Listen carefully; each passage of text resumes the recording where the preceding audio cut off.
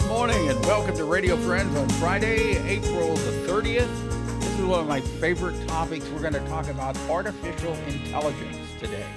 And whether we realize it or not, artificial intelligence is a part of our daily life, more than we think, right? Professor Scott Christensen is with us. Good to have you here, Scott. It's great to be here.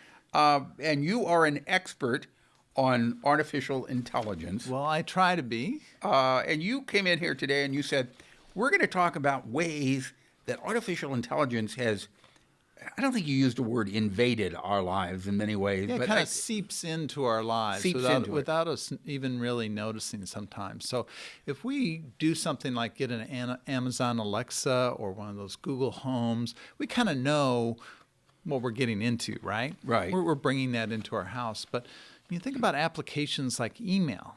Well, we've probably been, sending emails for 30 years, you and I? Well, this is an application that's been around for a long time.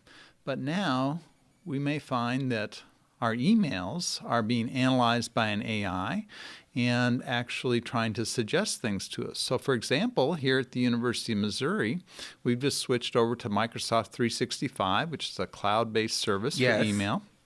And every morning I get a little email from Cortana. Yes, I get one from her too. Gives me my daily briefing, and it tells me what I've committed to doing. So it scans my emails and says, well, Scott, you told Tad that you would send him a plan before the semester ends. And Scott, you told Chris that you would check this book out. And so it's actually analyzing our emails. Now, is that legal?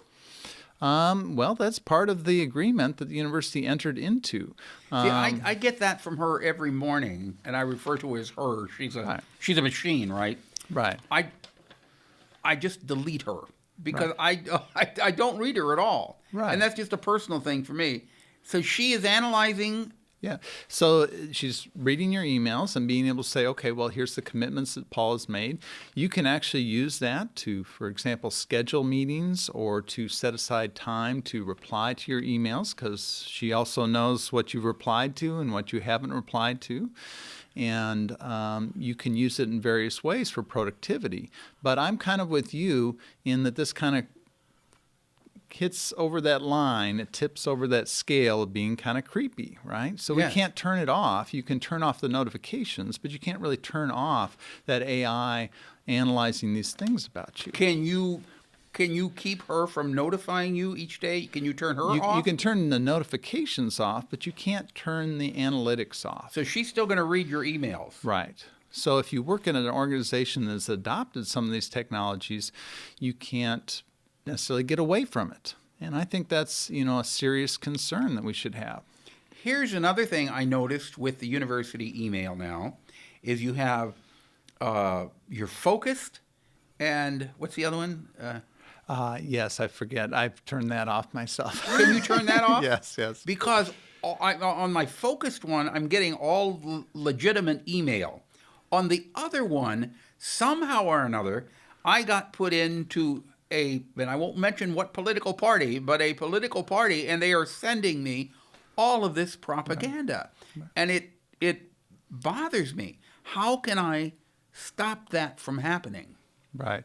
I don't know the particulars of that detail, of that particular example, Paul, but one of the things that this has done is this created a market for alternative email programs where they don't make their money off of advertising or big contracts with big enterprises like the university. For example, I have an email account at hey.com, and they're a company that started up just to have email that is totally secure. So, some of those emails you receive, like if you receive a newsletter, there's a little tracking information that goes along, and it says, okay, Paul, open this newsletter or this email. And hey.com has actually made a business out of saying we're going to block all those trackers. We're going to remove them for you, and we're going to make sure that you can screen all that stuff out and not give away your personal information. Now, if you have a Google email account. Is it reading your email also? Oh, yes. So that's been So doing Google that for is quite reading your some email time. also. Yes. Yes. So it's a free account, right? But you pay for it somehow. And you pay for it by them being able to develop a better algorithm to advertise things to you. Okay. The other thing that I noticed is when you go online, now that I've had my vaccination, I'm thinking about traveling again. So I go online to check airfares with United. And they are now, apparently, this is something new that they have, when you check particular cities, a couple of days later, they've sent me emails. Why don't you pick up where you left off here? And maybe you might think about doing this or going here or there.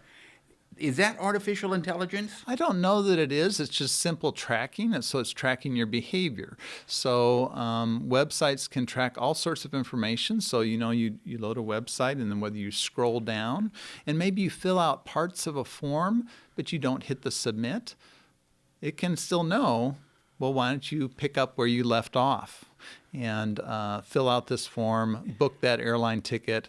And they do things like say, well, maybe we could suggest some hotels or some activities that Paul would like. Now, that may be artificial intelligence where it's saying, well, Paul likes, certain types of music, and so we'll tell him about different music venues nearby. Is there any way that we can avoid this?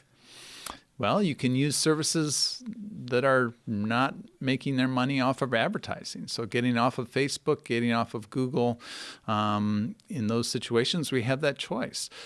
If we have an enterprise or a company that adopts an email system like Microsoft's, then we don't often have a choice, right? We can't say that we're going to just abandon our university email. We have to stick with that for record retention, sunshine laws, all sorts of other reasons, right? Mm-hmm. So that's just part of modern day life. Yes. All right. We might just have to go back to the mail. I think if I'll just tell my students, if you have a question about today's lecture, just send me a letter to this address, and then no one else will be reading it. Hopefully, no one else. I think the volume of student questions would go down dramatically. Right. If people want more information, what's your? Go to learnabout.ai. Learnabout.ai. You've got all kinds of information. Scott Christensen.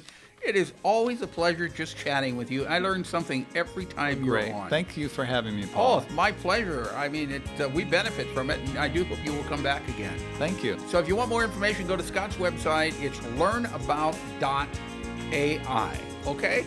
And if there's something you would like to hear or see, I would love to hear from you. Drop me an email, pepperp@missouri.edu.